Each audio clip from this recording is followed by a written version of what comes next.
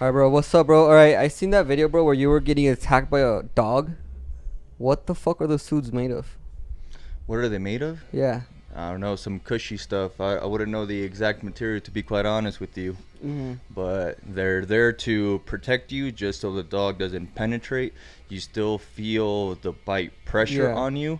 My arms usually stay Oh, pretty beat up. I don't know if shit. the camera's gonna be able to capture that. Yeah. But you can see in some places where the dog goes through just a tad bit. Damn. But yeah, fun stuff. Yeah.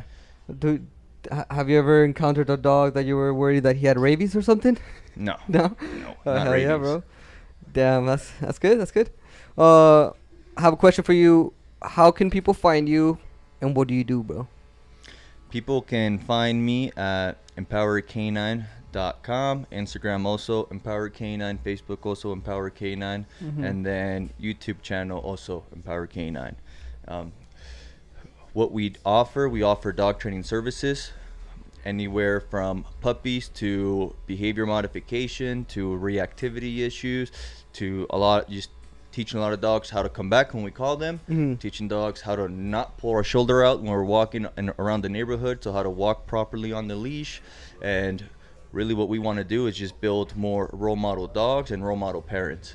Mhm. Hell yeah, bro. What's your what got you into doing that line of work, bro? Oh man, the way it started out, because at first I always liked dogs, I always grew up having dogs, but never have I really thought about training a dog, right? But the way I came about that, my grandpa brought two puppies from Mexico that he Mhm. bred. So he owns the dad and the mom now, actually. And he brought them from Mexico, and my aunt took one, and the other one was for him to keep. Mhm. And that little dog started killing my chickens, Oh shit. started chasing my neighbor's goats, Uh. and he was just a menace, right? So I Mhm. told my grandpa, I was like, we need to get rid of this dog, or someone needs to train it, Mhm. right? Because my grandpa likes to have a trained dog. So that's when I kind of just took it upon myself to train the dog. I hired a trainer, a local trainer at first, and it was a positive reinforcement only style of training, and he was doing pretty good with it, but I knew one was able to do more, and Mhm. that's what we wanted to do. We wanted to achieve a lot more. So after that, hired a second trainer, and then that's when I feel things really started clicking for me. I started to get obsessed with the progression that he was doing, because he was getting so much better, our relationship was getting so much stronger, and he was just a way more enjoyable dog than before he was trained. Mhm. So at the time I was a truck driver, and every time I was driving, I would listen to more podcasts than I would music. Mhm. And all the podcasts I would always be listening to now was dog training related or just dog related in general. Mhm. So that's when I was just eager to learn more and more and more. So the trainer I had hired at the time, I actually asked him if he can teach me more, like I want to make this a career, basically. Mhm. I told him I want to make this a career. Could you help me with that? And he told me he was making an apprenticeship program that I can then apply for. And he was just like, just be on the lookout for my Facebook, my Instagram. Once I post it, send me your resume, and then I'll give you an interview. Great. Mhm. Right, I was ready for it. Next thing you know, though, I see a Facebook post and an Instagram post that he put up saying, "Welcome, our new trainer, bam, bam, bam." Mhm. All right, and right away I was like, pretty disappointed. Yeah. Right, because I was like, he said he was gonna do whatever. So at that time, I then started looking for dog training schools to go to, and I had came down to two different schools that I was planning to attend, and before I even got to apply, he calls me and asks me if I'm still interested to be an apprentice, because the guy he hired originally ended up not working out, so he was offering me the position now, and I told him, well, heck yeah, I'll take it. Mhm. So I did a 5-month apprenticeship with him, and then from there I started working for him for a couple years, and then Mhm. and then we eventually split up, and then now I'm here today. But that's how I really got started with a troublemaker dog that Yeah. needed work, and got to training him. I just loved it, got obsessed with Uh-huh. it. I Wait, would eat, sleep, breathe training. what breed were those dogs, bro? Belgian Malinois. Oh shit, yeah. Damn, that's crazy. And then in your in your business, right? What is the expectations of your clients, and then what is the reality usually? Because I've I've often met people, right? They have like pit bulls, Rottweilers. They go train them, but then they actually never have any progress, and then they're still a menace. You know. So expectations to me, I'm always looking for dog owners that are willing to put in the time and effort into their dog, right? Because doesn't matter what trainer you hire, if you don't put time and effort into your dog, right, the dog's always going to revert back to his old behaviors, right? Because let's say I want to hire a personal trainer. Right, and I'm telling the personal trainer I'm trying to gain some muscle mass, right, and then lose the little fat that I have, whatever the case may be. Well, what is the personal trainer going to help me with, right? He's going to help me come up with a good workout plan. He's going to help me come up with a good meal plan. And then when the personal trainer is now gone, I decide I'm going to stop at McDonald's and order me a number one with large fries and a large Coke, right? And then the 15-minute workouts he gave me to do every single day, right, I either do once, twice a week, or none at all.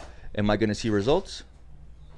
Well, the answer is absolutely not. No, right? yeah, exactly. How the hell am I going to see results, right? When I got the plan, I know what I'm supposed to be doing, but I'm still not doing what I know I'm supposed to be doing. You're not going to see results that way. So that's where a lot of people fall into the trap of hiring a dog trainer, right? And then if they're only doing private sessions, the trainer is really coaching you through on how to train your dog when it comes to those, right? And then if the owner is not putting in the work and effort, they're not going to see much results. Are they going to get better in certain things? Sure, I'm sure they are, right? But a lot of people limit themselves because the amount of time and effort they're willing and able to put into their dog. And sometimes they got legit excuses, but a lot of times it's just excuses, right?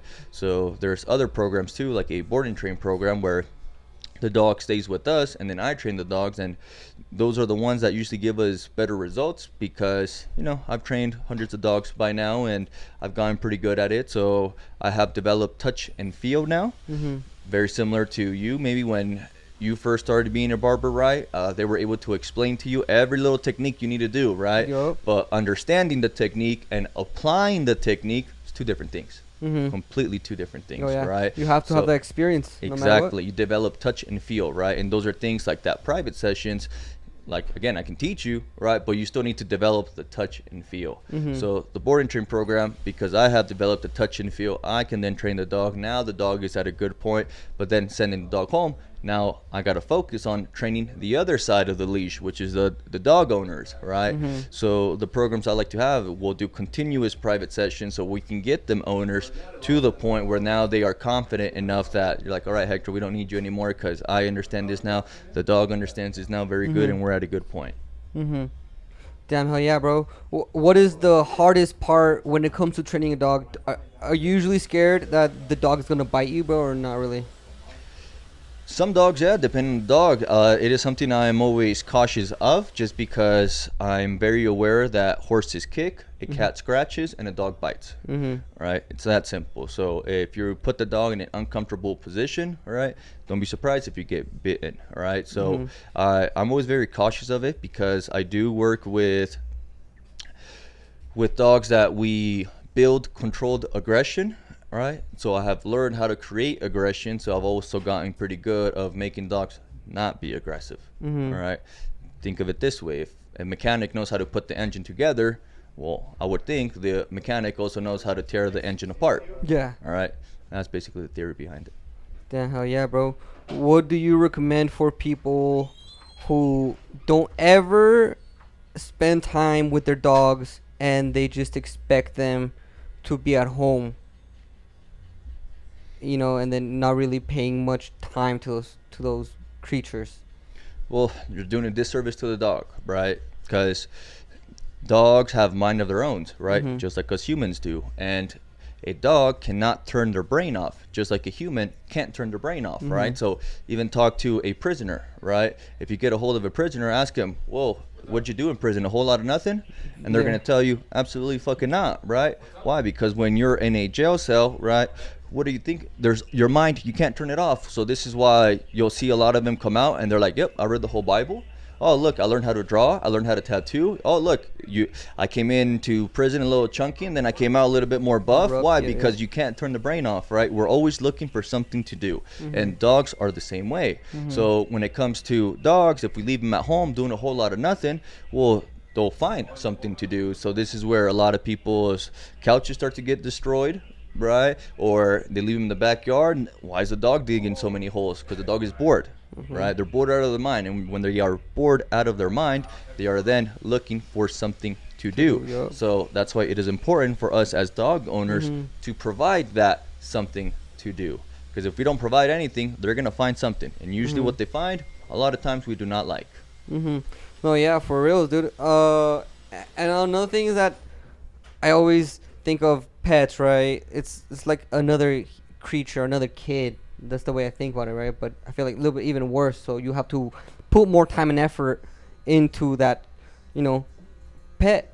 So I don't know. I don't think people should have pets if they're not gonna spend time and they're just gonna leave them at home to destroy everything, pee in the carpet, poop everywhere in the couch, because I've had problems like that, and that's why I don't ever want pets. Yep. My girl was like, oh, we should get a pet for the kids, and I'm like, no, the fuck we shouldn't, because one, you're not gonna be home, the kids aren't gonna be home, I'm not gonna be home, the house is gonna be destroyed.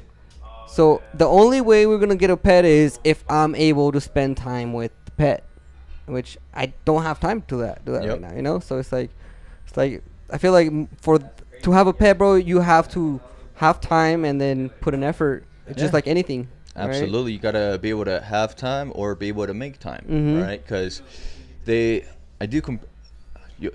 If you know me, you'll see me compare dogs to kids all the time, Mhm. right? Because they are a responsibility, just like kids are a responsibility. Now, I wouldn't say dogs are more of a responsibility than kids are, because kids are way more of a Well, yeah, responsibility whole than human, dogs. yes. But there is a lot of similarities there, Mhm. as in we are taking this creature, right? So we're taking this baby or we're taking this puppy, and we're having them join our family, and then the second they join our family, it is now our obligation to then make them the best versions of themselves. At least that's how I like to think of it, right? I'm going to get you from knowing absolutely nothing to now knowing how to manage and live in this crazy world we live in, right? Because it's a crazy world, right? And dogs don't know how to live in this crazy world, just like our own babies don't know how to live in this crazy world. So what do we have to do? Well, we have to teach them the way around life. So things like how to be polite to people, right? Manners, how to act around in public, right? The to do's and the not to do's, right? Of like, hey, when I call you, I need you to come back to me, right? It's for safety reasons. Just like when it comes to a kid, you're gonna cross the road, you gotta check both sides before you cross, right? Those are a bunch of things you have to be teaching to a kid. A lot of those things we have to be teaching to puppies as well, right? Because puppies, well, what is a dog always looking to do, right? The answer is fairly simple. The dog is always looking to see how they can better their own situation, right? Dogs don't think about your situation or mom's situation or anybody else's situation but theirs, right? So what does that mean exactly, right? Well, it can be as simple as the dog is outside in the bright sun gets a little brighter, dog is, oh, this is getting pretty annoying, so the dog then finds some shade so he can then escape the annoying sun. See what I'm saying? So the dog there bettered its situation, right? If the water bowl is empty, I've seen it happen where the dog will pick up the stainless steel bowl, right, with their teeth, and they're holding it perfectly fine. And then with that same dog, you then say, man, I can teach this dog how to retrieve, right? I can teach this dog how to bring something, because clearly he wants to be holding bowls in his mouth. But you give that dog water, the dog drinks some water, and then you bring him over, and then you're like, Fido, hold it. Fido, hold it. And now the dog is like, get that bowl out of my face. I don't want to hold that thing. But you were just holding it a minute ago. Yeah. Why were you holding it a minute ago, but you don't want to hold it now? Well, because he already bettered his situation. He got the water, right? He was holding that thing with the purpose, right? It was intentional, Yep. right? So we always have to, as trainers and really as dog owners, we always got to be looking for ways we can help the dog better their situation. But now, the better you understand it, you can help the dog better their situation, but in what you now want them to do. Mm-hmm. Right? Those things are like crucially important. Mm-hmm. Do you often see different personalities in dogs, bro? Absolutely. Yeah. What is your favorite type of personality to train a dog? Oh, well, it's the dog with the most ignition, or in other words, we can say the desire to work. Mm-hmm. I love dogs that have desire to work, right? Whether it be, oh my gosh, you got a piece of food in your hand, I'm willing to jump through fire to get that piece of food. Mm-hmm. Oh my gosh, you got a ball in your hand, I'm willing to jump through fire in order to get that ball. Oh my gosh, you're gonna pet me. If I sit down, yes, I'll pet you. Like, those dogs are just willing to do just about anything because they're so driven and always wanting to work. They're my favorite because as a trainer, you like those dogs. Why? Because that means you can train more, versus a dog that's less motivated. You can get him to work for, let's say, 5 minutes, and then the dog hits you with the, I've had enough. Yeah, I don't Right. want to do anything no more. Fuck that, Absolutely. yeah. And again, it's very similar to people. You see some people with a lot more work ethic than you see other people. So when it comes to ask an owner of a company, well, what workers do you prefer? Well, of course, they're going to say the ones that have the desire to work a lot, right? The ones with the ignition. Mm-hmm. Hell yeah, bro. Can you often kind of see the owner's personality through their dog, bro? Or, like how they are as a person, just through their dog and how they treat their dog, bro? Every dog is a reflection of their owner. Mm-hmm. You hear it going back with kids, right? Mm-hmm. Kids are a reflection of the parents. Of the parent, yeah. You don't. For kids, I noticed this. Like, you can't teach them what you want. You're gonna teach them what you are. And that goes with same with everything, right? Well, let me challenge you on that a little bit, right? Because you're not wrong. What you just said is not wrong. But if what you teach them is what you are, shouldn't you want to be what you want them to be? Mm-hmm. I feel like, yeah, you as a parent, you do have certain expectations for your kid, but ultimately they're gonna always want what they want best for themselves. But as a parent, you gotta guide them through their Absolutely. best decisions. Absolutely. And I don't know. I'm learning every day, bro. I'm learning every day as a parent, bro. More than anything, it's just having more control of my emotions. Yep, it's And a big one. And then I feel like a dog owner is exactly the same. Once their dog does some crazy shit, they'll flip. And I don't know why, when I think of dog trainers, it reminds me of that clip with Caesar. Where like, you see this dog is aggressive, he bites. Yep. Then if I try to pet him, he bites, and no, you motherfucking piece of shit, starts kicking him and shit. The yellow lab video. I don't know why I think of that, but I don't know. It takes me back to my childhood memories, bro, with South Park. But anyways, got a little sidetracked right there. All right, but going back to your business, what do you want to grow in your business? How do you want to grow, and what are your main goals now? Man, we can talk about this for 30 minutes, dude. Oh, I have a whole whiteboard written with the whole vision out there. Yep. So I'm going to try to simplify a little bit, right? Vision is keep building role model parents and role model dog owners, or role model dogs. I can't say that enough, right? Because that is the philosophy Empower Canine is trying to hold. The reason why we're even named Empower Canine, right? Because, well, what is empower, right? What is empowerment, right? Well, definition of empower is to make stronger and more confident, right? And especially when it comes to life skills. So what we like to teach dog owners is building these everyday life skills, right? So they can feel empowered. They do feel they got control of the dog. And then we want the dog to also feel like they are in control, because that way they both feel like they're winning. And if they both feel like they're winning, they're both happy, right? It makes the relationship stronger. Two, building a team, right? I can't do this by myself, right? Again, I'm trying to reach a lot of dog owners and a lot of dogs. So me alone, right, I'm limited because I don't like to be training too many dogs at the same time. Because if I'm training too many dogs at the same time, well, I can't give them my best work. So it's not fair to the dog owners and the dog. So I'm building a team. We actually just hired an intern at the moment. So she's learning the ways on how to empower new dog owners and dogs. So once she's done with her internship program with us, she's going to be working for us, hopefully.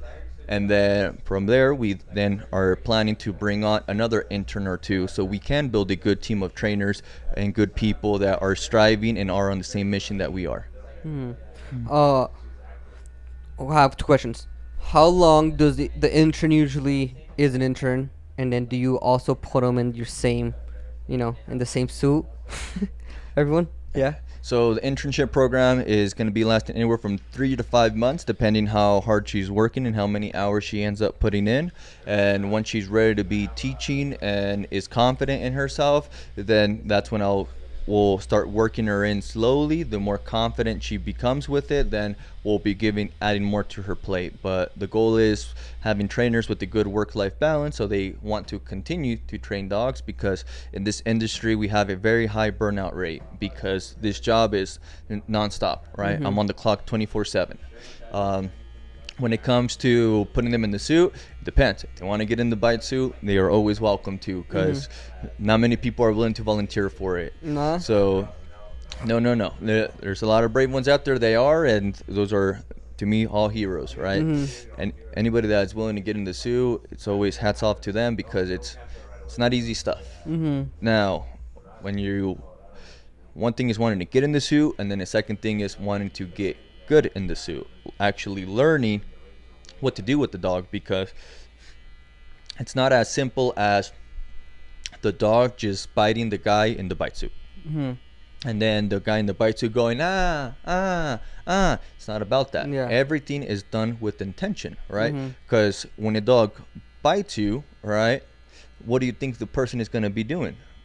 Screaming, panicking. Exactly. So not knowing what the fuck to do. So we have to teach the dogs that, hey, screaming and yelling is part of the process. You don't get nervous about that, because a lot of dogs do get nervous. At our club, we have a new female decoy. She's been doing an awesome job, and at first, a lot of dogs were being thrown off by her because, one, she was a female, and then two, the way she screams is very different than the way any of us other decoys were screaming, because she has that higher pitch scream. So at first, when she would first scream at the dogs would look at her and then start letting go of the bite, and some would even come off the bite because they were so thrown off by how she was yelling. So we got to teach those dogs, like, hey, doesn't matter how she's yelling, you keep biting.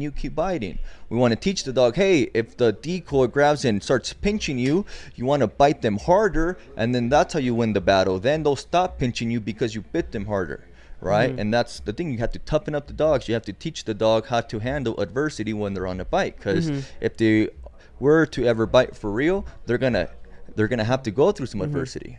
And how are they going to respond to it? So there's a lot of teaching that goes on. So a way I like to think of it when someone's in the bite suit is you are now their sparring partner, right? And because you are a sparring partner, and ideally you want to be the coach, you want to coach them up, right? Make them stronger, not weaker. So it's not about just yelling at the dog and trying to scare them for their dear life, so they bring more aggression out, because you can very easily get the dog to the mindset of like, oh, I don't want to bite anymore, right? And if you do that, then, well, we did a disservice to the dog. We applied too much pressure when he wasn't ready for that yet.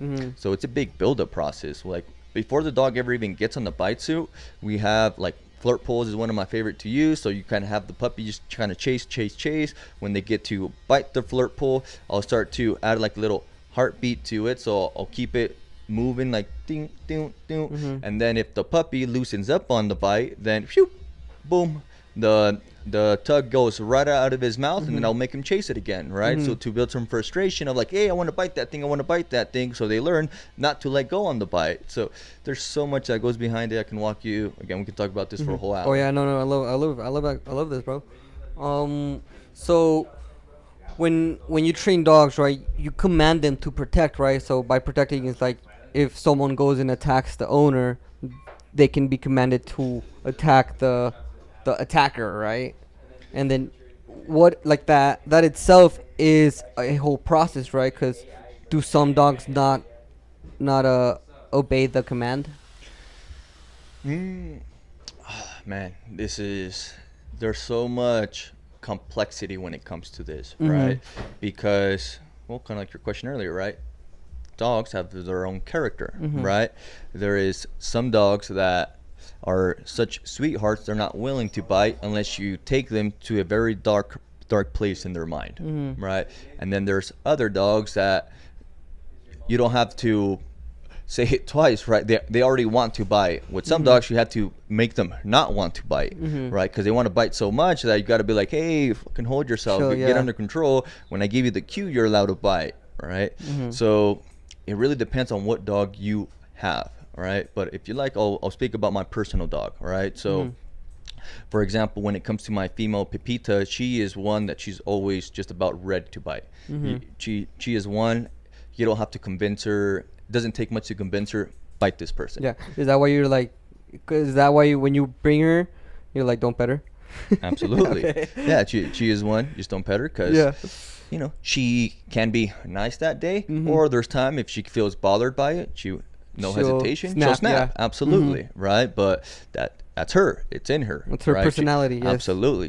She wants to smoke, and sometimes she's looking for the smoke, Mhm. right? Even though there's nothing to be there, she'll still try to look for it. But because I've socialized her so much, I have her around so many like public gatherings and stuff like that. She now understands very well that I can't do this all the time. It's only when Dad gives the cue. Right. Mhm. But she is one, she's always aware, she's always alert, she's always kind of looking for it. And on the other hand, my dog Goose, he's more on the like, I'm okay with everybody, I don't care about anybody, right? Just kind of leave me alone. He's so confident in himself, but he's also one, because he's conditioned very well. Once I tell him to light up, I can get him to light up, Mhm. right? But he does take a little bit more work than the other because he's like, but I like people. Right. Mhm. But then he's like, oh wait, but I also like biting. So if you're telling me I could do that, well, I want to do that. So it's a balance you got to keep. Mhm. Do you often have small dogs, like really small, destructive dogs? I just got done training a 7-pound Pomeranian and a 14-pound Pomeranian. So yes, we do small dogs. What is the challenge for those, bro? Your back, you got to bend over a lot with those. So it's kind of the downside to the Mhm. small dogs. But no, usually they eat less, so you can't do as much food training, Mhm. right? It's harder to handle the leash because you have to have more finesse with the leash, versus a big dog. You can get away with not as good technique. Mhm. So I small see. dogs take more technique, and you got to be better about it. Mhm. More patience instead of just yanking them, you know. Absolutely. Get over here. No, but so what would you give advice for someone who is trying to become a personal, trainer? What do you think those challenges would be for those people? Number one, find a mentor. Mhm. Right? This industry is not an easy industry. At first, it looks easy, right? Because I've seen it happen where people train a dog on their own, right? And then they start getting compliments from other people. Oh my gosh, your dog is very well trained. And if you were to ask a professional dog trainer about how well trained that dog is, we would maybe say, it's maybe 3 out of 10, right? But Mhm. people are just not used to seeing dogs that are trained. So anytime they see a dog willing to do a sit stay for 10 seconds, Mhm. right, they get impressed. So you see, problem that we see is a lot of people that want to get into the industry, they start calling themselves dog trainers before they should actually be having that title, because this industry is one that is not regulated, kind of like barbershops, right? You have to get these licensings in order to be able to cut hair for the public, right? Mhm. And dog training, you can go to your Instagram right now and add the title dog trainer, and no one's ever going to challenge you on it, right? Because it's not regulated. You don't have to get a certification. You don't have to go through a test or anything. Or be licensed or anything. You Absolutely. just pretty much just have to throw yourself in the fire, right? Exactly. Mhm. It's kind of like those life coaches, right? There's no license to be a life coach, Right. right? You can call yourself a life coach. I can call myself a life coach. And then next thing you know, right, we can convince a couple people to call us a life coach. And then now look at that. I'm a life coach. Yeah, yeah. So How to become rich fast. exactly. Even though I've never made millions, right? But let me teach you how to make millions. Here, bro. Here, go here on Amazon FBA and stuff. Yep. No, yeah. No, hell yeah, bro. That's fucking dope, bro. It is insane how much of a challenge it is. Cause I don't know. I feel like it's with anything. It's with anything. Any job, they have its hards. You know, every job has has some difficulties, but it's just Absolutely. the difference of challenge. It's like I did not. I just seen your Instagram, bro, and I was like, damn, like you were getting attacked on that. That's dope. I'm probably gonna put that as an intro. Send me all those clips where you're getting attacked, bro. I have two. I have a lot. You have a lot, bro? Yep. Well, I am lucky. I'm part of a club because I do compete in a dog sport called PSA, stands for Protection Sport Association. It is a dog sport with two phases. There's the obedience phase and then the protection phase. Mm-hmm. So in our club, we have, can't even think of how many members. We have a big club, Mm-hmm. many dogs, around 20 dogs, and I get to, I'm very privileged to be able to work with them every single weekend and weekdays as well. So we get to train twice a week for the most part. So we're always putting in work. Yeah, bro, that's fucking dope, bro. How often do you go to those clubs, bro? Every single day? Sundays and Wednesdays is our club days. We have a trial coming up this next month that we're preparing for, that we're going to compete. Hopefully our team comes out strong. Last time we got to trial, we went up to Montana, and our hard work and effort kind of showed on the field. Our team took first place, second place, and third place. So it was a good weekend. There you go, And bro. Shit. this next trial, hopefully we're able to, we're striving to get the same results. Hell yeah, bro. That's fucking dope, bro. First, second, third? So Yep. all of them?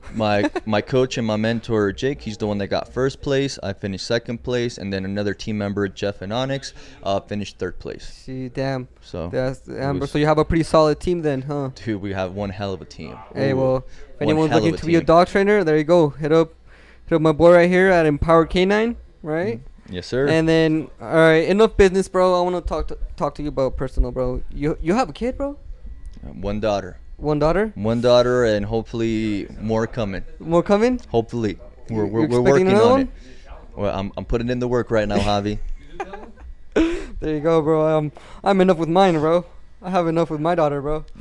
No, bro. Oh man, if you want to talk about family, talk about family, Let's dude. go, Because bro. one kid is not enough. How One are you kid- only gonna want one kid? Well, I like my sleep, bro. I like sleep. I mean, it's all part of it, right? It's all part of it. Like, I love my daughter regardless. I would maybe in the future, but right now, I'm not ready for another one, right? How old is she? She's about to be one. Right. Talk to me when she's about to be 2. Okay. Because it starts changing up, dude. Changing up, bro. Oh, Yeah. dude, because you're still not at the phase when they actually start talking, Uh-huh. right? And because I'm sure now you're probably at the stage, right, where you get home and she's probably excited to see you Oh, now, yeah. right? Oh, Which is yeah. cool, I right? love But it. it's even better when she gets to run to you, yelling of how happy she is because you just got home. Yeah. Right, those are the moments that you start then looking for, and then you start to realize, like, sleep. Who needs sleep, Yeah. right? So sleep is These for better- the weak, These right? moments are better, yeah. Exactly, dude. And then it gives you more motivation and more drive to have to do something with yourself, right? Because Oh, yeah, now for sure. you have this creature that you do care about more than you care about yourself, Uh-huh. right? And that's powerful. And then only having one kid, to me, having one kid is risky, right? For Because the cutting the lineage, or that's part of it, but I think of it, I'm a dog trainer, so I think a lot of it in dog perspectives, right? If I'm going to compete with the dog, right, or I'm getting a dog and I want them to be the best version of themselves, right, maybe I don't get the first puppy that I get, right, maybe not the best character for it, right? So what am I going to do? Well, I can have the option of just buy another puppy, right? And then I'll have 2 puppies now. I'm not going to get rid of my first puppy because I'm a trainer, so to me it doesn't matter what dog I get. My goal is to make that dog the best version of themselves, right? So my next puppy, I want to be able to do the same thing. And then my third puppy, I want to be able to do the same thing. So when it comes to kids, right, what if my first one doesn't fully work out? Well, I want to be able to have a second one and a third one and then maybe a fourth one, right? And then me personally, I love the journey, right? Because again, your daughter's about to turn 1. Wait Yeah. until she starts walking, right? And she's then walking already, yeah. awesome. And then you're gonna start to see, oh, she's running now. And then you're Yeah. gonna start to see maybe some competitive drive in there of like, let's race. Who gets here first, right? And then I'll be running with my daughter and we're competing, right? And then I'll win a lot of the time, but there's times where I was like, I'm just about to let you win. And then you start to see the build up, right? Like for example, play wrestling now, right? She was so soft at first, and then now I'm trying to toughen her up a little bit. Like, hey, you can handle a little pushback, right? And then when you get pushed back, what do? Oh, you push back harder, right? So I want to build her to be the best version of herself. And me personally, I just love that journey, right? I know I love the journey with the dogs already, and then now me experiencing it with my daughter, it's game changer, dude. How old is your dog? I love my dogs already, right? But I love my daughter even more. Yeah. How old is right? She's about to turn 3 next month. Oh, damn, bro. So we're at a very good stage right now. Oh, that's good, so man. far, it's been my favorite stage because again, she is so eager to learn right now, and then I love the teaching, right? No Just terrible teaching threes? well, they say terrible twos, and the twos have been the best. I don't see how the threes are going to get worse. I think the threes are going to get better, in my opinion, because now she's starting soccer, she's starting swim lessons, right? So again, you're seeing this. I know she knows absolutely nothing to she's turning now into something, and me personally love to see that, and I love to build that, and I just want to be part of that process, and I don't want to go through that process only one time. Oh, yeah. And is the first year the hardest year? Absolutely it is, because I remember when I first had her, I was telling my lady, I was like, we're one and done, one and done, right? But now, Oh, yeah. around that year and a half marker is when my mind started changing, and then I was like, oh no, I love this a little too much. Yeah, for sure. So that's what made I know. me want I to noticed have more that a kids now. kid does give you a lot of purpose, bro. Absolutely, it does. It drives you so much harder to be better. I mean, some people, I don't know. I noticed some other people, it just drives them to be the worst version of themselves. Yeah, You know? not everyone's built to be a parent, right? Just like not everyone's built to be a dog owner, right? Not everyone's built to be a barber, right? Because tell some people you have to be standing 10 hours a day, right? I'm out. I'm out after 3 hours. Exactly, right? But it's hard at first, but it makes you stronger, right? When you first started cutting hair and you had to be standing for that many hours, how did your legs feel at first? Oh, like shit. Like shit, right? Yeah. And then after a month, 2 months, 3 months, 6 months I of got doing used it, to it, right? yeah. Exactly, you get used to it, right? And that's the thing. So now you are stronger after 6 months of being a barber than beforehand, right? Of like, standing for all day, that's nothing to me now. Why? Because I'm doing it every single day. And that's how it is parenting at first. At first, you're going to be I don't want to say a bad parent, but an inexperienced parent, right? And an inexperienced parent, not only are you going to be making mistakes, right, but you're going to feel the all-nighters a lot more, right? Because maybe you're not used to doing all-nighters because, like you said, I like my sleep, right? And because you like your sleep, that means maybe you weren't used to having to get up in the middle of the night, right? But when you do it for your first kid already, it prepares you for your second kid already, right? So those are gonna I'm not gonna say it gets easier. No, you just get stronger and better at it. Yeah, for sure. Yeah, I still don't want to know. No, it's good. I mean, time will tell. Maybe it will, but at this point right now, do you have siblings? Yes. Do you dealt like with having their siblings? kids. I mean, he was my older brother. We didn't have that really good of a relationship. So, I mean, it's different. I feel like it will be different for my daughter, but I remember having to take care of his kids, and I was even worse at that. Of course. And I learned with them because they were so bad. But I mean, I don't know. I'm still. I don't know. Time will tell. Well, everything's so ever changing. To me, I'll ask you the question, right? Maybe you haven't thought about it, but how do you envision your life in 20 years? Oh man, it's blurry still. Because your daughter's going to be 20, turning 21. How do you envision your life in 20 years? Oh yeah. I mean, in my dreams, bro, the way I see my dream life in 20 years, bro, financially stable, hopefully good relationship with my kid. I feel like that is fundamental, is having a relationship when they're young, right? So when they're older, they don't hate you and they would actually want to hang out with you once they're adults, And I don't know, I mean, pretty much teach them fundamental values that I have. I mean, they could take it or leave it, but I wouldn't want to enforce anything on them, Not saying you should, let them fucking be whatever the fuck they want, like these new upcoming times with these other cultures, LGBTQ XYZ. No, but I mean, there's certain limits to everything, though. I don't know. This is an ever learning journey, bro. It's never, you never stop learning it, and if you give up on learning, kind of give up on yourself. That's how I kind of feel, Yeah. To me, you got to have a future vision, right? Because if you don't have that future vision, how do you know what to work on to be able to achieve that vision, right? Because I hear all the time when parents say, right, oh yeah, I want my kid to have like strive to be the best at what they want to do, right? How do you achieve that though, right? Because those are conversations I personally like to have. Yeah. Right. Let's talk about how one plans to achieve that. How do you plan to motivate a kid, right? And then demotivate where it's needed to be, right? Because again, right, kids aren't perfect. It's our job as a parent to teach them how to handle this crazy human world of ours, right? So it is about instilling good values and principles, right? But which ones and why are those values and principles important? Ooh, yeah, that's a good one, bro. I mean, fundamental. I don't know. I feel We can save that deep conversation for another for day. another episode. Yeah, I know. I'll give you some time to think about that one, Javi. Oh yeah. But it is one we definitely had to touch. For sure, bro. For sure. Cause I don't know. I mean, for a society, bro. I mean, there has to be some values for everything to be in peace. Yeah. You know, but I don't know. Yeah, if that's for sure. It's gonna be for the next episode, bro. I'll think about that one. Think about that one for sure, bro. But hey, man, Empower Canine. Hit up my boy. What's your Instagram again, bro? Just Empower Canine. You'll see our logo there. Give us a follow. Pretty sure I'll screenshot your Awesome. your social media, then I'll put them up there in the cloud.